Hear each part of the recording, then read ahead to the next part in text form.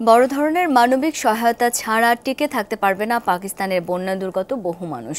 বুধবার দেশটি সফরকালে আশঙ্কার কথা জানান হলিউড তারকা অ্যাঞ্জেলিনা জোলি। জাতিসংঘের শরণার্থী বিষয়ক সংস্থার বিশেষ প্রতিনিধি হিসেবে পাকিস্তান সফরে গেছেন জোলি। রাজধানী ইসলামাবাদে সরকারি কর্মকর্তাদের সাথে আলোচনা করেন তিনি। সবচেয়ে বিপর্যস্ত সিন্ধু প্রদেশ পরিদর্শন করেন। সেসব এলাকায় ঘরবাড়ি হারিয়ে খোলা আকাশের নিচে থাকছেন হাজারো মানুষ। এলাকাগুলোই ব্যাপকভাবে ছড়াচ্ছে ডায়রিয়া, টাইফয়েড, ডেঙ্গু, ম্যালেরিয়ার মতো রোগ।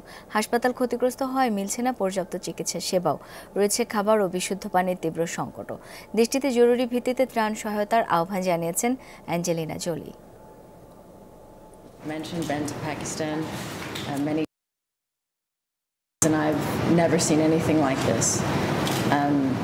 জীবনে এমন দৃশ্য কখনো দেখিনি। জলবায়ু পরিবর্তনের জন্য দায়ী না হয়েও পাকিস্তানকে ফল ভুগতে হচ্ছে। বিশ্ববাসীর জন্য এটা এক অশনি সংকেত। এখানে শত শত শিশু পুষ্টিহীনতা, রোগবালাইয়ে ভুগছে। মানুষের মাথা গোঁজার ঠাঁই নেই। ফসল ধ্বংস হয়ে গেছে। জরুরি সহায়তা না পেলে তাদের পক্ষে বেঁচে থাকা সম্ভব নয়।